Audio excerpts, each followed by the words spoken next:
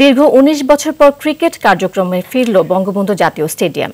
টি-20 বিশ্বকাপ সামনে রেখে ফিটনেস পরীক্ষায় অ্যাথলেটিক্স ট্র্যাকে দৌড়ান মুশফিক শান্তরা। ক্রিকেটের স্মৃতি বিজড়িত এই স্টেডিয়ামে খেলে নান্নু আকরাম বুলবুলরা দেশের প্রতিনিধিত্ব করলেও হাল আমলের ক্রিকেটারদের কাছে এটি নতুন অভিজ্ঞতা।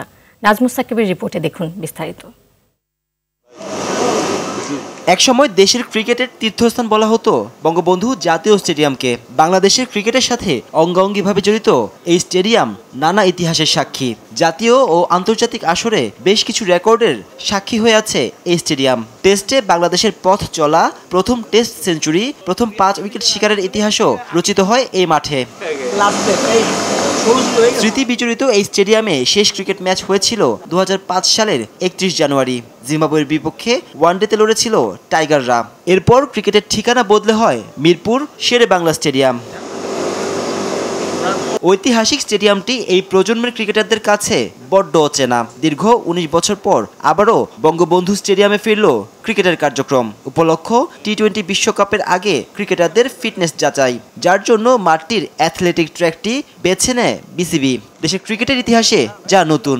এটা ওদের কাছে নতুন মনে হয়েছে, তার জন্য আমার কাছে মনে হয় যে ওরা একটু ডিফারেন্ট থাকলে যেটা হয় যে একটু কাটায় উঠতে সময় লাগবে।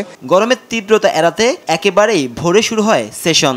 সকাল 6টা থেকে 1.5 ঘন্টা প্রত্যেক ক্রিকেটারকে 1600 মিটার দৌড়াতে হয়। রানিং টেস্ট দেন 3 ফরম্যাটের 35 ক্রিকেটার। আমরা 1600 মিটার নিচ্ছি যে তাদের কার্ডিওভাস্কুলার সিস্টেমটা কিভাবে কাজ করে বা ওদের ক্যাপাসিটি কেমন। প্রিন্টিংটা নিলাম হাউ ফাস্ট দে আর, প্রথম 20 মিটারে কে কতটুকু ফাস্ট। রানিংয়ে প্রথম বিভাগে সেরা হন তানজিম হাসান সাকিব, দ্বিতীয় বিভাগে সেরা ছিলেন নাহিদ রানা। তবে এই আয়োজনে অনুপস্থিত ছিলেন সাকিব আল হাসান, তাসকিন, মুস্তাফিজ ও সৌম্য সরকার।